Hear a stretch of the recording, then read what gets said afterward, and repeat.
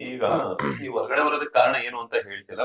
Social ಮೀಡಿಯಾದಲ್ಲಿ ಒಂದಷ್ಟು ಜನ ಏನಂತಂದ್ರೆ ಧನುಷ್ ಅವ್ರು ನಿಮ್ಗೆ ಉಸಿರು ಬಳ್ಳಿ ಅಂತ ಹುಟ್ಟಿರೋದಾಗಿರ್ಬೋದು, ಅಥವಾ ಇನ್ನೊಂದಷ್ಟು ಥಾಟ್ಸ್ ಕಾವ್ಯ ಮಸಿ ಬೆಳೆದಿರೋ ಅದೇ ಒಂದ್ ಕಾರಣ ಹಂಗೆ ಹಿಂಗೆ ಅಂತಂದ್ರೆ ಅದ್ರ ಬಗ್ಗೆ ಕ್ಲಾರಿಟಿ ಅದೆಲ್ಲ ಮಾಮೂಲಿ ಜನ ಅನ್ಕೊಂಡವ್ರು ಅಷ್ಟೇನೆ. ಅವ್ರು 100 ಜನ 100 ತರ ಅನ್ಕೋತಾರೆ. ಸತ್ಯವಾಗ್ಲೂ ಅದು ಯಾವ್ದು ಕಾರಣ ಅಲ್ಲ.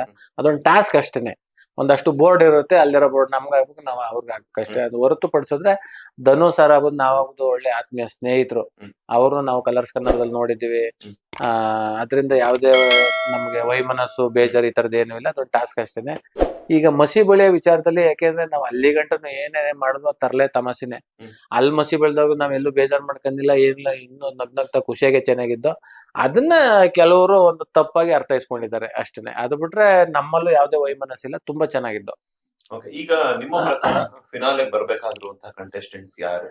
ಇಂತರೇ ಬರ್ಬೇಕು, ಇಂತರ್ ಬರ್ಬಾರ್ದು ಅಂತದ್ ಏನು ಇಲ್ಲ ನಿಜವಾಗ್ಲೂ. ಯಾಕಂದ್ರೆ ಎಲ್ಲರೂ ಅವರವರ ಒಂದು ವೃತ್ತಿ ರಂಗದಲ್ಲಿ ತುಂಬಾ ಸ್ಟ್ರಾಂಗ್ ಆಗಿರೋರೆ. ಅದರಿಂದ ಈಗ ಬಿಗ್ ಬಾಸ್ ಅನ್ನೋದು ಇನ್ನು ಫೈನಲ್ ಇನ್ನು ತುಂಬಾ ಲಾಂಗ್ ಜನವರಿ ತನಕ ಇರೋದ್ರಿಂದ ಯಾರು ಬರ್ತಾರೆ ಅಂತ ಹೇಳಿದ್ರೆ ತಪ್ಪಾಗ್ಬಿಡ್ತದೆ. ಈಗ ಪ್ರೆಸೆಂಟ್ ಸಿಚುವೇಶನ್ ಅಲ್ಲಿ ಗಿಲ್ಲಿ ಒಬ್ರು ಸ್ಟ್ರಾಂಗ್ ಆಗಿದ್ದಾರೆ, ಅಶ್ವಿನಿ ಮೇಡಮ್ ಅವರು ಸ್ಟ್ರಾಂಗ್ ಇದ್ದಾರೆ, ರಕ್ಷಿತಾ ಅವರು ಸ್ಟ್ರಾಂಗ್ ಇದ್ದಾರೆ. ನೆಕ್ಸ್ಟ್ ನೋಡೋಣ ಇನ್ನು ಹೋಯ್ತಾ ಯಾರು ಮೇಲ್ ಹೋಗ್ಬೋದು, ಯಾರು ಕೆಳಗಡೆ ಬರ್ಬೋದು ಅಂತ ಎಲ್ರು ಕಾತುರದಿಂದ ಕಾಯ್ತಾ ಇದ್ದೀವಿ. ಮೇಡಮ್ ನಿಮ್ ಪ್ರಕಾರ ಯಾರು ಗೆಲ್ಲಬೇಕು ಮೇಡಮ್ ಬಿಗ್ ಬಾಸ್ ಅಲ್ಲಿ? ಬಿಗ್ ಬಾಸ್ ಅಲ್ಲಿ ಅದೇ ಹೇಳ್ದಂಗೆ ಸರ್, ಎಲ್ಲ ಅವ್ರನ್ನ ಮೇಡಮ್ ನೀವು ಚಂದ್ರಪ್ರಭಾ ಅವ್ರ ತರ ಕಂಟೆಸ್ಟೆಂಟ್ ಆಗ್ಬೇಡಿ ಮೇಡಮ್, ಆಸ್ ಎ ಆಡಿಯನ್ ಆಗಿ. ಅಂದ್ರೆ ನನ್ನ ಪ್ರಕಾರ ಅಲ್ಲಿ ರಕ್ಷಿತಾ ಚೆನ್ನಾಗಿ ಆಡ್ತಿದ್ದಾರೆ, ಎಲ್ಲ ಸ್ಪೋರ್ಟಿವ್ ಆಗಿದ್ದಾರೆ. ಅದರ ಜೊತೆಲಿ ಗಿಲ್ಲಿನೂ ಚೆನ್ನಾಗಿ ಸ್ಪೋರ್ಟಿವ್ ಆಗಿ ಎಲ್ಲಾರನ್ನ ಮನರಂಜಿಸ್ಕೊಂಡು ಮತ್ತೆ ಎಲ್ಲಾ ತರದ ಒಂದು ಟಾಸ್ಕ್ ಅಲ್ಲಿ ಇದ್ ಮಾಡ್ತಿದ್ದಾರೆ. ಮತ್ತೆ ಕಾವ್ಯ ಇಂತರೇ ಗೆಲ್ಬೇಕು ಅಂದ್ರೆ ಅದು ಬಹಳ ತಪ್ಪಾಗ್ಬಿಡ್ತದೆ ಸರ್. ನಾವು ಸ್ವಾರ್ಥಿ ಆಗ್ಬಿಡ್ತೀವಿ. ಯಾಕಂದ್ರೆ ನಾನು ಒಬ್ಬ ಹಲವಾರು ರಿಯಾಲಿಟಿ ಶೋಗಳು ಮಾಡಿರೋದ್ರಿಂದ ಇಂತರೇ ಗೆಲ್ಬೇಕು ಅಂದ್ರೆ ನಾವೇನೋ ಸ್ವಾರ್ಥಿ ತರ ಆಗ್ಬಿಡ್ತೀವಿ. ನಾನ್ ಹೇಳೋದು ನನ್ನ ವಾದ ಇಷ್ಟೇನೆ. ಅದ್ ಯಾವ್ದೇ ಬಿಗ್ ಬಾಸ್ ಆಗ್ಬೋದು, ಇನ್ನೊಂದ್ ಯಾವ್ದೇ ರಿಯಾಲಿಟಿ ಶೋ ಆಗ್ಬೋದು, ಒಟ್ಟಾರೆ ಯಾರು ತುಂಬಾ ಜನಗಳನ್ನ ಎಂಟರ್ಟೈನ್ಮೆಂಟ್ ಮಾಡ್ತಾರೆ, ಜನಗಳಿಗೆ ಮನದಟ್ಟ ಆಗಿರ್ತಾರೆ, ಅಂತವ್ರನ್ನ ಜನಗಳು ಆಸ್ವಾದ ಮಾಡಿ ಚಪ್ಪಾಳೆ ಮಾಡಿ ಗೆಲ್ಲಿಸ್ಲಿ. ಅಂತರ ಮೋಸ ಆಗ್ಬಾರ್ದು ಅಷ್ಟೇ ನಮ್ಮ ವಾದ. ಯಾಕಂದ್ರೆ ಇಂತರ ಗೆಲ್ಬೇಕು ಅಂದ್ರೆ ಅದ್ ನನ್ ಸ್ವಾರ್ಥ ಆಗ್ಬಿಡ್ತದೆ. ಯಾಕಂದ್ರೆ ಅವ್ರು ಚೆನ್ನಾಗ್ ಆಡಿದ್ರೆ ನಿಜವಾಗ್ಲೂ ಜನ ಚಪ್ಪಾಳೆ ಮಾಡ್ತಾರೆ, ಅಂತರ್ನ ಗೆಲ್ಲಿಸ್ತಾರೆ. ಅದು ಮೋಸ ಆಗ್ಬಾರ್ದು ಅನ್ನೋದೇ ನನ್ ವಾದ ಅಷ್ಟೇ. ಇಬ್ರದ್ದುವೆ. ಈಗ ನೀವು ಹರಿಕತೆ ತುಂಬಾ ಚೆನ್ನಾಗಿ ಹೇಳ್ತೀರ. ಹರಿಕತೆ ಹೇಳ್ಕೊಂಡು ಮೇಡಮ್ ಅವ್ರು ಒಂಚೂರು ಪ್ರಪೋಸ್ ಮಾಡಿದ್ರೆ? ಹೌದಾ?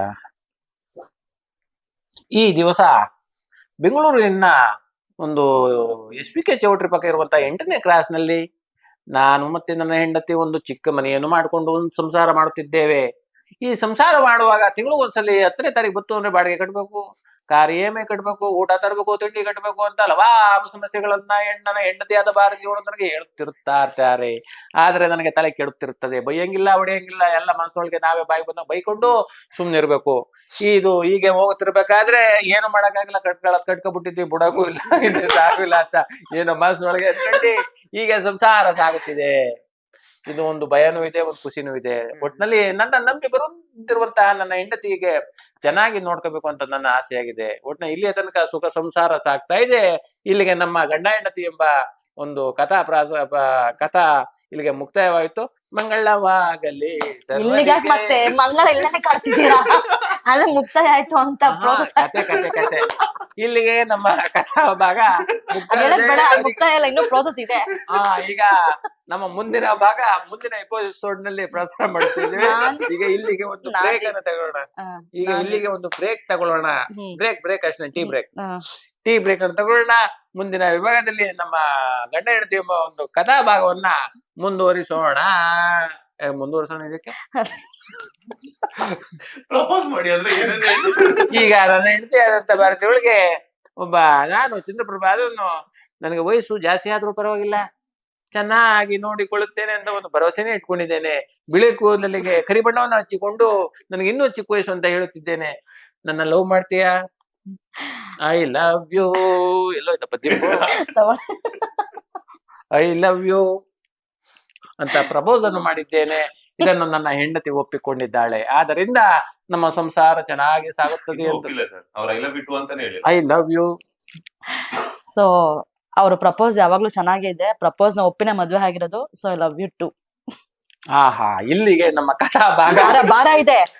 ಇಲ್ಲಿಗೆ ನಮ್ಮ ಗ್ರಹ ತಕ್ಷಣ ಒಪ್ಕೊಳಂಗಿಲ್ಲ, ಭಾರ ಇದೆ. ನೋಡಿದ ಕ್ಷಣ ಗೊತ್ತಾಯ್ತು ತುಂಬಾ ಭಾರ. ನೋಡಿದ ಕ್ಷಣ ಗೊತ್ತಾಯ್ತು ತುಂಬಾ ಭಾರ ಅವ್ರಿ ಅಂತ. ತುಂಬಾ ಖುಷಿ ಆಯ್ತು ಸರ್ ನಿಮ್ ಚಾನಲ್ ಮಾತಾಡೋದಕ್ಕೆ. ಹೌದು 100%. ಆಕ್ಚುಲಿ ನಾನೇ ಹೇಳಿದ್ನಲ್ಲ, ಸಾಕಷ್ಟು ಮದುವೆ ಆಗಿ 2.5 ವರ್ಷ ಆದ್ರೂ ಕೂಡ ತಿಳ್ಕೊಂಡಿರುವಂತ ವಿಚಾರಗಳಿದೆಯಲ್ಲ ತುಂಬಾನೇ ಇದೆ. ಖಂಡಿತ. ಸೊ ಹಾಗಾಗಿ ತುಂಬಾ ಖುಷಿ ಆಯ್ತು. ಇದೇ ರೀತಿ ನಗ್ನಗ್ತಾ ಖುಷಿ ಆಗಿರಿ. ಒಳ್ಳೇದಾಗ್ಲಿ. ನಿಮ್ಮ ಜೀವನದಲ್ಲಿ ಏನೆಲ್ಲ ಅನ್ಕೊಂಡಿದ್ರು ಅವ್ರು ಇಷ್ಟಪಡುವಂಗೆ ನೀವೇನಾದ್ರೂ ಓನ್ ಬಿಸ್ನೆಸ್ ಅಥವಾ ಓನ್ ವೇ ಅಲ್ಲಿ ಏನಾದ್ರು ಒಂದ್ ಮಾಡಿ ಅಚೀವ್ ಮಾಡಿ. ಹಾಗೇನೆ ನಿಮ್ಮ ಒಂದು ಲೈಫ್ ಈ ಬಿಗ್ ಬಾಸ್ ನಂತರ ಸಾಕಷ್ಟು ಅವಕಾಶಗಳು ನಿಮ್ಗೆ ಸಿಗ್ಲಿ. ನೀವ್ ಅನ್ಕೊಂಡಿರೋ ಹಾಗೆ ಎಲ್ಲಾ ದೊಡ್ಡ ದೊಡ್ಡ ಸ್ಟಾರ್ ನಟರ ಜೊತೆನೂ ಕೂಡ ಖಂಡಿತ. ನಡೆಸುವಂತ ಅವಕಾಶ ನಿಮ್ದಾಗ್ಲಿ. Thank you so much. ಇಷ್ಟೊತ್ತು ಇಬ್ಬರ ಟೈಮ್ ಅನ್ನ ನಮ್ಮ ಬಾಸ್ ಟಿವಿ ಕೊಟ್ಟಿದ್ದಕ್ಕೆ ಒಳ್ಳೇದಾಗ್ಲಿ. All the best. Thank you sir. ನನಗೂ ಯಾಕೆಂದ್ರೆ ಇಲ್ಲಿ ತನಕ ಎಲ್ಲ ಕರ್ನಾಟಕ ಜನತೆ ನನ್ನ ತಪ್ಪು ಮಾಡಿದ್ರು ಅದನ್ನ ತಿದ್ದಿ ನನಗೆ ಪ್ರೀತಿ ಅಭಿಮಾನ ಚಪ್ಪಾಳೆ ಕೊಟ್ಟಿದ್ದೀರಾ. ಇನ್ ಮುಂದಕ್ಕೂ ನಿಮ್ಮ ಪ್ರೀತಿ ಆಶೀರ್ವಾದ ಸದಾ ಇರ್ಲಿ. ಏನೇ ತಪ್ಪಾದ್ರೂ ಅದನ್ನ ತಿದ್ದಿ ಬೇಜಾರ್ ತಗೊಬಿಡಿ. ಗೊತ್ತಿದ್ದೋ ತಪ್ಪು ಮಾಡಿದ್ರೆ ದಯಮಾಡಿ ಕ್ಷಮೆ ಇರ್ಲಿ ಅಂತ ನಾನು ಕರ್ನಾಟಕ ಜನತೆ ಕೇಳ್ಕೊತೀನಿ. ನಿಮ್ಮ ಪ್ರೀತಿ ಆಶೀರ್ವಾದ ಸದಾ ಇರ್ಲಿ. ನಮಸ್ಕಾರ. ನಮಸ್ಕಾರ. ಆದಷ್ಟು ಬೇಗ. Thank you so much madam. Thank you sir. Thank you. ನೋಡಿದ್ರಲ್ಲ, ತಮ್ಮ ಕಾಮಿಡಿ ಕಚ್ಕೊಳ್ಳೋ ಮೂಲಕ ನಗ್ಸೋದಕ್ಕೂ ಸೈ, ಅದ್ರ ಜೊತೆಗೆ ತಾವು ಅನುಭವಿಸಿರುವಂತಹ ಕಷ್ಟದ ಜೀವನವನ್ನ ಹೇಳ್ತಾ, ಅದ್ರ ಜೊತೆಗೆ ಹೊಸ ಗಂಡು ಹೆಣ್ಣು ಮದುವೆ ಆದ್ಮೇಲೆ ಯಾವ ರೀತಿಯಾದಂತಹ ಜೀವನದ ಮೌಲ್ಯಗಳನ್ನ ತಿಳ್ಕೊಬೇಕು ಅನ್ನುವಂಥದ್ದು, ಅವರ ಸಾಂಸಾರಿಕ ಜೀವನದ ಒಂದಷ್ಟು ಮೌಲ್ಯಗಳನ್ನ ತಮ್ಮ ಮಾತುಗಳ ಮೂಲಕ ತಿಳಿಸ್ಕೊಟ್ಟಿದ್ದಾರೆ. ಬಿಗ್ ಬಾಸ್ ಮೂಲಕ, ಅದ್ರ ಜೊತೆಗೆ ಕನ್ನಡ ಕೃತಿಯಲ್ಲಿ ಸಾಕಷ್ಟು ರಿಯಾಲಿಟಿ ಶೋಗಳ ಮೂಲಕ ನಮ್ಮನ್ನೆಲ್ಲಾನು ಕೂಡ ಎಂಟರ್ಟೈನ್ ಮಾಡಿದಂತಹ ಚಂದ್ರಪ್ರಭಾ ಹಾಗೆ ಅವರ ವೈಫ್ ಭಾರತಿ ಅವರ ಮಾತುಗಳು ಇದಾಗಿತ್ತು. ಮತ್ತಷ್ಟು ಇಂಟ್ರೆಸ್ಟಿಂಗ್ ಇಂಟರ್ವ್ಯೂಸ್ ಒಂದಿಗೆ ಮತ್ತೆ ಸಿಗ್ತೀನಿ. ಅಲ್ಲಿವರೆಗೂ ನೋಡ್ತಾನೆ ಇರಿ ಬಾಸ್ ಟಿವಿ ಕನ್ನಡ. ಧನ್ಯವಾದ. ಲೇಟೆಸ್ಟ್ ಹಾಗೂ ಇಂಟ್ರೆಸ್ಟಿಂಗ್ ಸುದ್ದಿಗಳಿಗಾಗಿ ಬಾಸ್ ಟಿವಿ ಕನ್ನಡ ಚಾನೆಲ್ನ ಸಬ್ಸ್ಕ್ರೈಬ್ ಮಾಡಿ. ಹಾಗೆಯೇ ಬೆಲ್ ಐಕಾನ್ ಪ್ರೆಸ್ ಮಾಡಿ. ಇದರ ಜೊತೆಗೆ ಫೇಸ್ಬುಕ್, ಇನ್ಸ್ಟಾಗ್ರಾಮ್, ಎಕ್ಸ್ ನಲ್ಲೂ ಮಿಸ್ ಮಾಡದೆ ಫಾಲೋ ಮಾಡಿ.